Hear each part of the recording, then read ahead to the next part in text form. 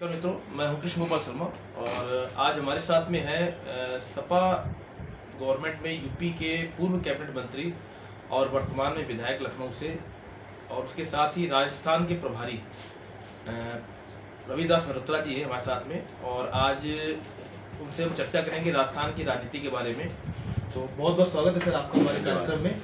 Sir, पहले तो राजस्थान में आपको प्रभारी बना के नियुक्त किया गया है, आप राजस्थान के प्रभारी हैं। क्या एजेंडा था आपका राजस्थान में?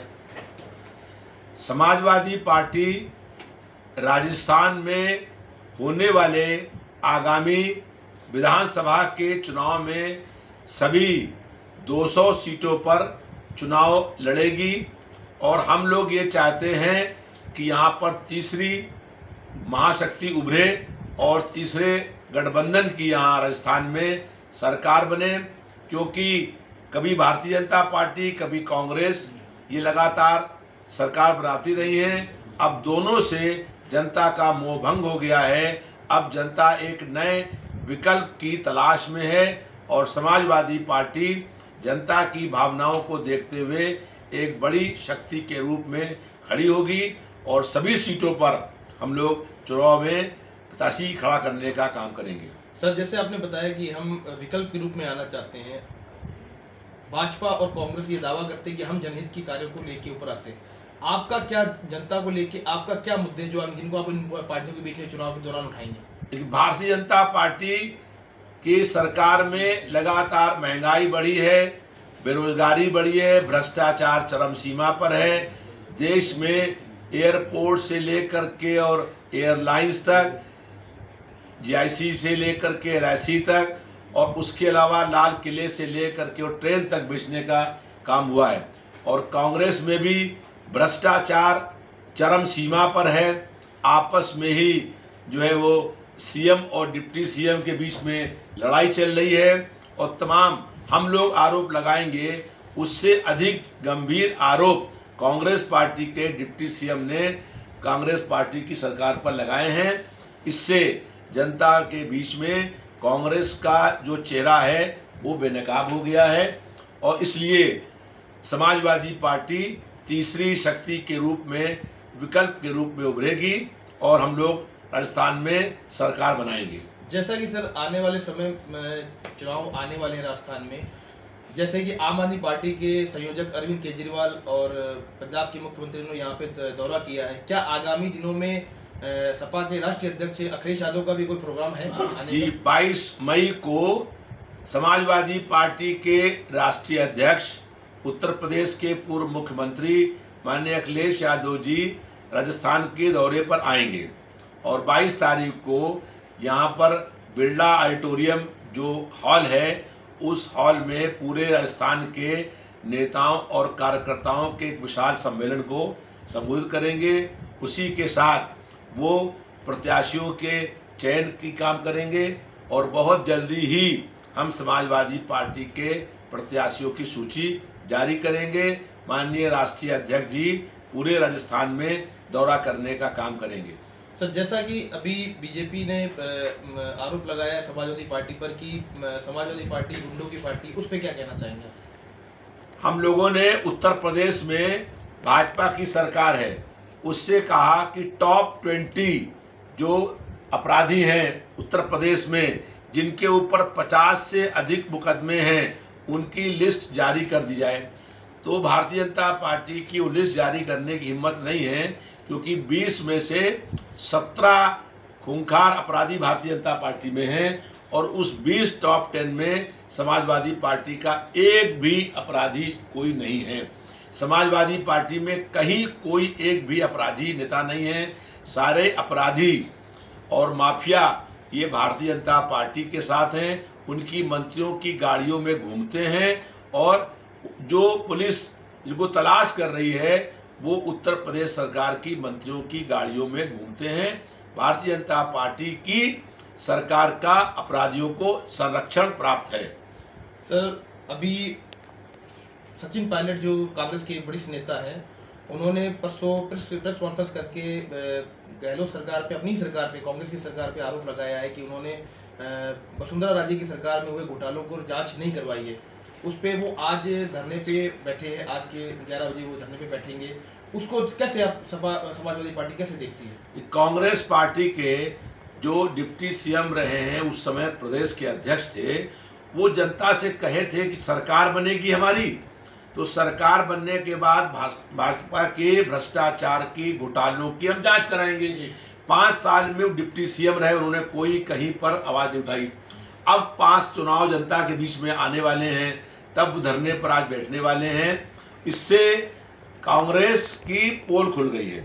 हम तो पहले से ही कहते हैं कि भाजपा और कांग्रेस दोनों एक सिक्के के 2 पहलू हैं, और इसलिए कांग्रेस की सरकार ने भाजपा के जो 5 साल पहले घोटाले हुए थे, उन किसी घोटाले की जांच नहीं कराई। यहाँ तक कि सभाओं में जब वोट लिए कांग्रेस पार्टी ने, तो कहा था कि ये कोठी महल जो है उसको खाली कराएंगे, और आज भी उस महल और कोठी के अंदर भाजपा की नेता वहाँ पर रह रही हैं, उसको भी खाली नहीं करा पाई कोई, जबकि वो कुछ भी अधिकार उनको नहीं है कि वो उस महल और कोठी के अंदर वो रहें। तो कांग्रेस की सरकार भ्रष्टाचार खुद भी करती है, और भाजपा के जो भ्रष्टाचारी हैं उनको बचाने का भी काम करती है।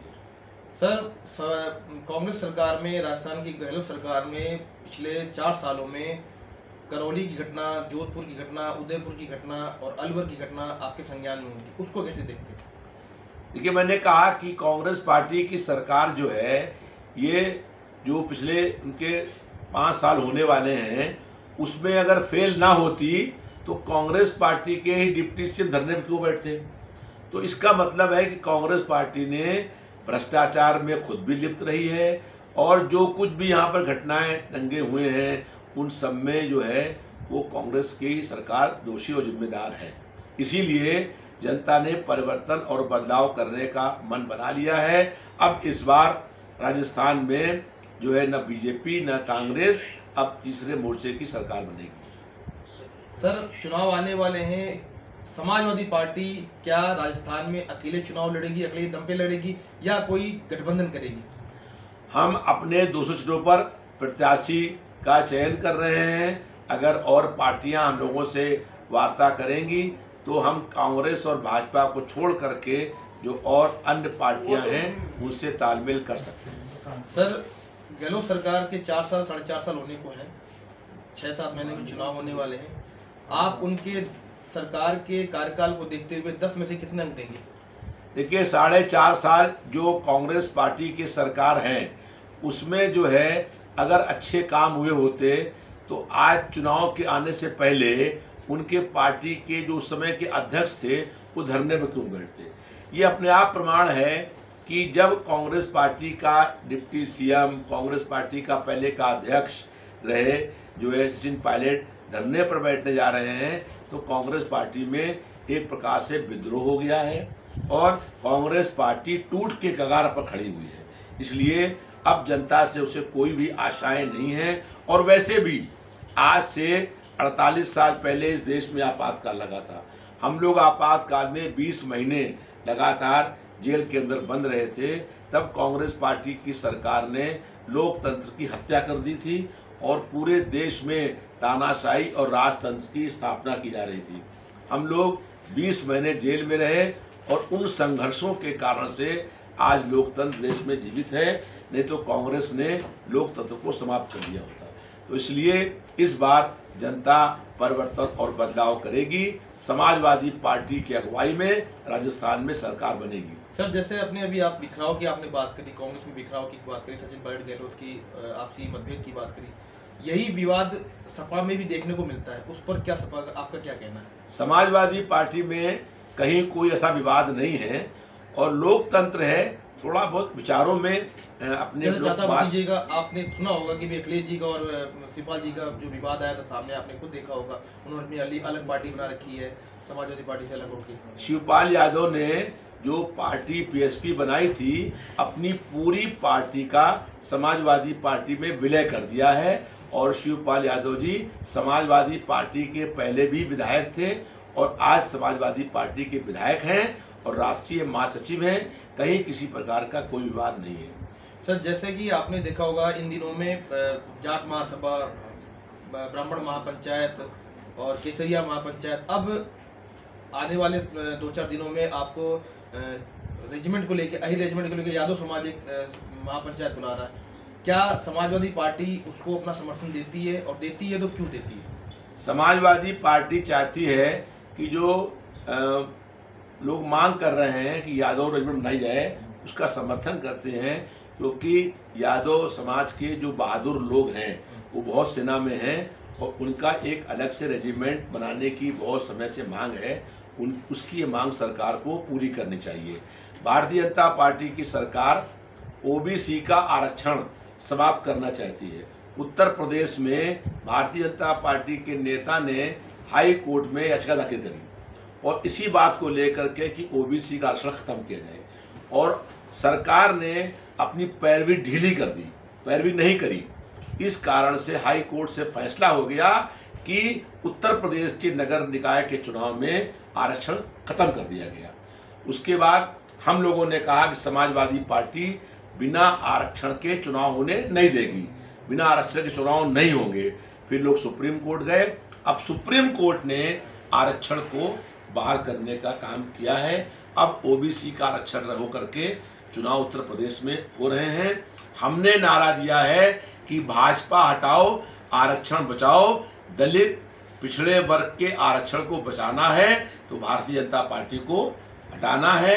हम लोग जो है दलित, शोषित, पीड़ित, पिछड़े वर्ग के लोग, अल्पसंख्यक और कमजोर लोगों के जो हक अधिकार अन्याय करने का काम करेगा, उसके खिलाफ संघर्ष करेंगे। हम हर हालत में समाज के पिछड़े, दलित, शोषित, कमजोर वर्ग के लोगों को उनके हक, अधिकार, न्याय और सम्मान के लिए हर संघर्ष में उनके साथ खड़े हैं। रविदास जी, आखिरी सवाल है कि जैसा आपने बोला कि राजस्थान की चुनाव में, विधानसभा चुनाव में समाजवादी पार्टी 200 सीटों पर लड़ेगी, 200 सीटों पर लड़ेगी।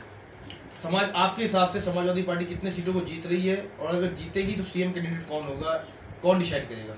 देखिए, हम लोग लोकतंत्र में विश्वास रखते हैं। जो विधायक जीत करके आएंगे वो विधायक तय करेंगे कि कौन विधायक जो है वो मुख्यमंत्री होगा। कांग्रेस पार्टी में तानाशाही है, वो लड़ाई सी बात की हो रही है कि मुख्यमंत्री कौन बनेगा। वो कह रहे हैं अशोक गहलोत कि मुख्यमंत्री हम रहेंगे, सचिन पायलट कह रहे हैं मुख्यमंत्री हम होंगे। तो उनके वहाँ लड़ाई है, हमारे वहाँ चुनाव होगा। तो चुनाव में लोकतांत्रिक तरीके से विधायक तय करेंगे कि कौन चुनाव होगा।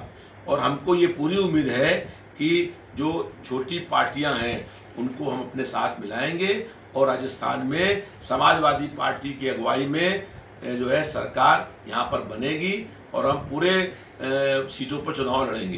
कितने सीट जीतने का दावा करते हैं? 200 सीटों पर हम लोग चुनाव लड़ेंगे। हमको अगर समर्थन सब लोगों के साथ मिल जाएगा तब भी, और नहीं तो वैसे भी पूरा बहुमत आएगा और हम लोग पूरे बहुमत के साथ राजस्थान में सरकार बनाएंगे। रविदास जी, हमसे बात करने के लिए बहुत बहुत धन्यवाद। धन्यवाद।